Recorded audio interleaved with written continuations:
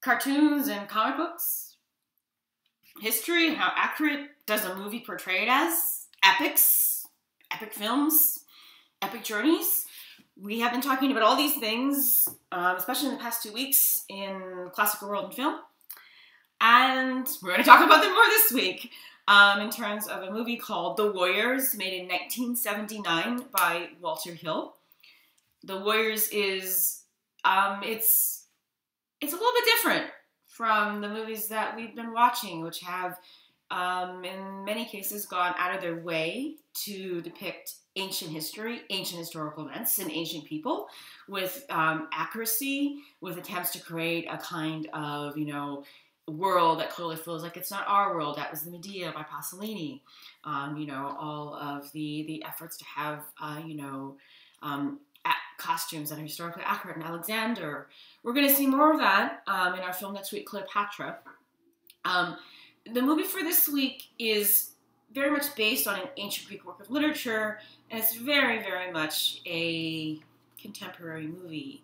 The plot of The Warriors is that a gang from Brooklyn, from Coney Island, goes to a huge conclave of gangs in New York City, in the Bronx, where a charismatic leader, Cyrus, gives them, speaks, and he's drawing them all together. Cyrus gets killed. And the Warriors, the gang from Brooklyn, find themselves in enemy territory. In fact, in a lot of enemies' territory, because every gang has their own turf. And they have to get back from Van Cortlandt Park in the Bronx back to Coney Island. It's a film that's considered a cult classic. It didn't cost, I think about $4 million to make. It made a lot more money. Some of you may already be very familiar with The Warriors through the video game of The Warriors. And, it's a movie that you could say it's not trying to be anything more than it is. It has a lot of fight scenes that are clearly very stylized. They're violent, but apparently all the actors had to take lessons in before they started shooting, so that you'll see this very kind of stylized dance-like fighting going on, and the movie is, its characters are, you could say, two-dimensional. On the other hand, this movie is a lot of fun to watch. It is constantly, the characters are constantly on the move. They're constantly having to, the film goes quickly from scene to scene. You'll see that it uses sort of an older technique called a wipe. And it's, you never really get a chance to settle down. And, of course, it sure makes New York City look, well, it's a New York City from the 1970s. You'll see the subway cars are plastered in graffiti. It's not the Manhattan as it's become, I think, in some parts of it today, overcome with glitter and wealth and such, but it is a gritty city where, you can be running for your life. The movie was shot almost entirely at night, and when you watch it, well, think about that when you're watching it, what kinds of, camera effects had to be taken, how could some scenes be shot, keeping in mind, issues of lighting, but also keep in mind how New York City itself becomes a character, as it were, in the movie. New York City is a character in the sense that, without the architecture of New York, in particular the subway and the architecture that, is used to that the subway uses, like the overhead tracks, this movie wouldn't be what it is. There's even a scene when a subway bathroom plays a really important role. And, in some ways you could say the subway itself is a character. We talk so much about the gods and the fates and the Odyssey and, Alexander calling himself the son of Zeus. Well, in this case, these characters, one thing that they're trying to do is to get back on that subway so they can get back to Coney Island. And the subway is, it almost becomes like this sort of supernatural force They gotta get to the tracks. They gotta get onto the cars. You know, once they're on the car, you know, they're safe to get away to the next shot. And of course, who has control over the subway? Who has control over the time that it comes in? Their fate, as it were, is in the hands of something else. The Warriors itself is actually based on a novel published in 1965 by a writer named Sol Urich. It was published. Again, the plot is entirely similar. There are some changes, such as the gang is not called the Warriors, it's actually called the Dominators. The novel is a lot more violent. The female character does not have the kind of role she ends up having in the movie. And one thing that's different is that the references to classical literature are much more overt in the novel of the Warriors. Namely, a character throughout the novel is reading a comic book of Xenophon's Anabasis. And, you know, you could say, well, that's the thin little line that we're watching the movie for this class, you know. Otherwise, you know, why are we watching this movie? This very, you could say slender relation to classical history. But the Anabasis plot clearly gives us the plot for the Warriors. And, well, a little background. Xenophon was an Athenian. He is not only, his most famous work is the Anabasis. He is also known for a number of first-hand accounts of Socrates, like Plato, including one called the Memorabilia, one called the Apology. If you've taken the philosophy class, you know the Apology is Socrates' defense for his life before an Athenian jury. A symposium by Plato that, you know that Plato writes a beautiful symposium about love. Xenophon's symposium, refers to just the basic meaning of a symposium, which is that it is a drinking party. It is when you drink with. Assume means with. In ancient Greek, you drink with your friends, and you talk about things. Xenophon, though, was a commander in the army. In Anabasis, the army is not actually Athenian. The army is Spartan. And the story of the Anabasis is that it is about the march of the 10,000. March of 10,000 Greeks who had found themselves in Asia Minor, in Persia. Why were they in Asia Minor? Why was Xenophon with them? He was an Athenian. Many of these men were Spartans. A word about ancient Greek history. The Peloponnesian War is the great 30-year war from 431 to 401 BC that the Athenians and their allies fought against the Spartans and their allies. Ultimately, Athens would be defeated, humiliated by the Spartans. The reason for the war was that after the Persian Wars, Athens seemed to be on its way to building some kind of empire. And the other Greeks, certainly including the Spartans, were a little bit concerned and wanted to quench or dilute the power of Athens. So, one thing that happened in the course of this war was that the Persian king, Darius, not the Darius in Alexander the Great, but an earlier Darius, stepped in. And at some point, gave the Spartans money. And so, in 300, of course, the Persians are depicted very clearly as the enemies of the Spartans. Getting money from the Spartans is a sign of a traitor. Things change a little bit over the course of history. So what happens in the Anabasis? Towards the end of the Peloponnesian War, the Spartans had concluded an alliance with a satrap. A satrap is the name for a Persian governor. The satrap's name was Tissaphernes.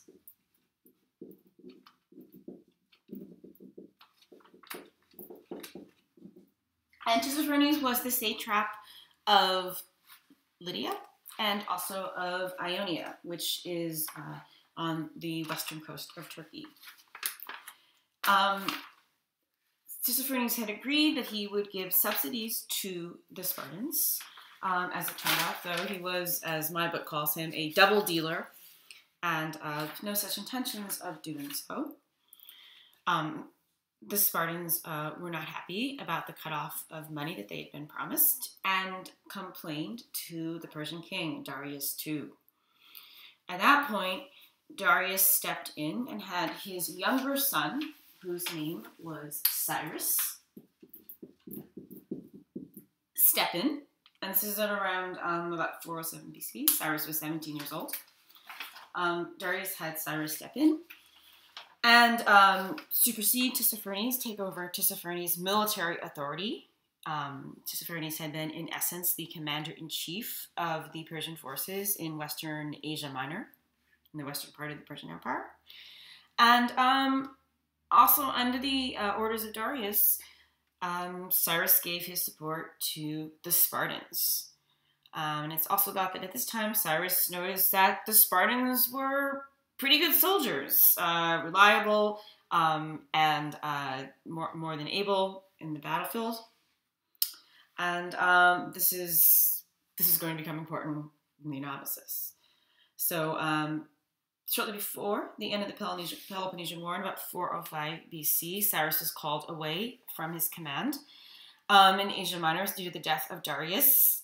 Cyrus expected that he would become the king, even though he was the younger brother. He was the favorite of the queen. He was disappointed that his older brother, Artaxerxes, became the king instead.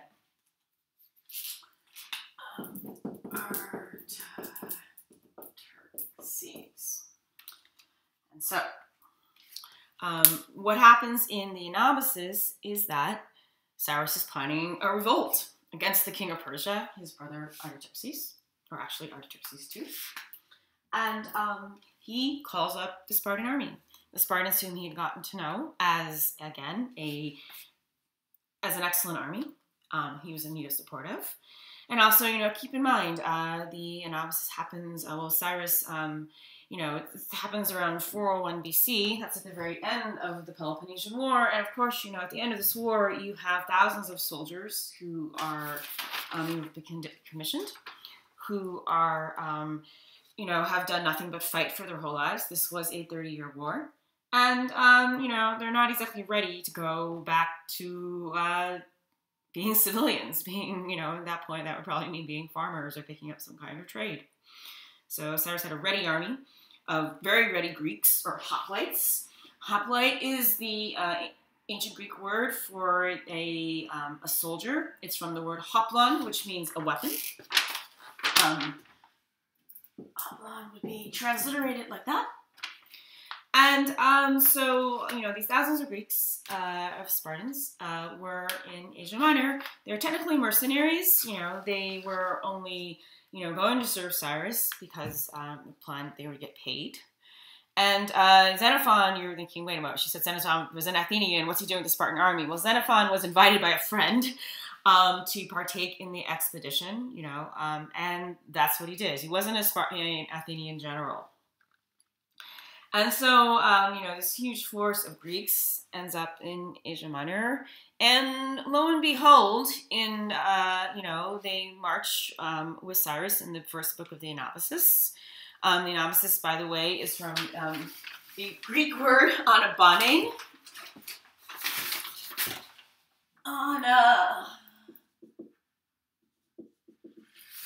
Anabane, which means to go up. Ana means up. Back. Technically, the term means a journey from the sea inland, so it really only refers to the first part of the Anabasis. I think in sort of popular language, it's kind of come to mean a journey upwards, a journey back. And it's certainly, many people, I think, take the term to refer to the whole of the Anabasis, which is, of course, is about a very different kind of journey this Greek army finds itself on. The Greeks meet up with Cyrus, and in Book 1, in 401 BC, at the Battle of Cunaxa, outside of Babylon, Cyrus is killed. Suddenly, the Greeks find themselves abandoned in enemy territory, not with any hope of the promised pay, and they need to get back to their own, to Greece. The generals in charge of the army actually are killed, and Xenophon, it turns out to be one of the commanders.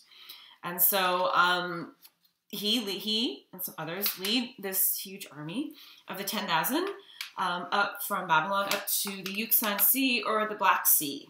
And that happens over the course of books 2, 3, 4, and 5. And in book 5, very famous scene, the soldiers, when they see the sea, they're so overjoyed. They say the ancient Greek word for sea, the lata. And, there's a scene in the Warriors that pretty quickly, pretty closely refers to that. And so, that journey that occurs over a couple of books of the Anabasis is, of course, what the Warriors is based on. Like the Warriors in New York City, the Greek army is traveling through enemy territory and, encounters, strange and fabulous things along the way, so far away from home. The Anabasis is also known, how to put it? The Anabasis is a work that isn't read so much as it used to be in classes when you were learning ancient Greek. In the good old days, you would learn your ancient Greek grammar, and then you would start reading the Anabasis because Xenophon's style is very straightforward. He's telling a great story. He is not like Herodotus. He doesn't talk about, why am I writing this history? What is my purpose here? He doesn't seem to have those kinds of, other kinds of intentions, perhaps, or, he's writing a very straightforward account. Of course, he was there, unlike Herodotus. He was an eyewitness to account to the things that he's describing. And, it is, if you know Attic Greek, Xenophon writes in a quite straightforward and simple style. However, many people, when they take Greek now, they're not planning necessarily a military career. They're not like the many British schoolboys, for instance, who, again, back in the good old days, would have finished their ancient Greek and then, gone on to read Xenophon before considering some kind of military or political career. Often after a student finishes all that wonderful ancient Greek grammar, we read Plato, we read the Apology, we might read Herodotus, but maybe not Xenophon. Also because, in some ways, his story, sometimes it can get a little bit dry. Maybe you might notice that when you're reading the Greek, the Xenophon this week. On the other hand, though, I think is a story. It's a great story. It definitely, it refers back to the kinds of epic stories that we've been talking about, instead of, a mythological story about trying to get back home. Here we have a real account of soldiers who were real people stuck as a result of circumstances nobody, maybe the gods, could have imagined, and they have to get back home. The comparison again to the Warriors is maybe a little bit obvious, but I think that, of course, the context of the Warriors is so very, very different in a lot of ways from Xenophon that I think it really works. Also, you'll see in the Warriors there is a figure that a radio DJ who ends up acting as a kind of Greek chorus, commenting on the events that are happening, and also playing some really good music. The soundtrack to The Warriors uses a synthesizer and, among other things, is really, really good. And, both coheres with the action that's going on and also, helps to make it a great piece of entertainment in a lot of ways. And, this is a movie that, again, without overtly trying to, fit itself into, the great tradition of movies about the ancient Greeks, really, in some ways, captures something, that I think really is a lot about, ancient Greek culture. It's got music. It's got a really great story. It has memorable, if, rather perhaps two-dimensional characters in the narrative. And it really makes you keep watching. That's why it's a classic.